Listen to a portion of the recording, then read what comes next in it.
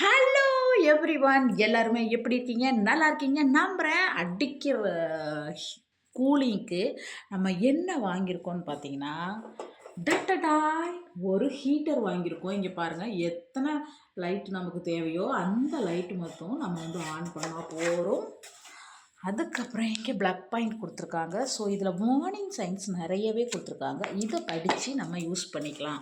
So எந்தெந்த இடத்துல இதை யூஸ் பண்ணோம், எந்தெந்த இடத்துல யூஸ் பண்ணக்கூடாதுன்னு எல்லாம் போட்டிருக்காங்க.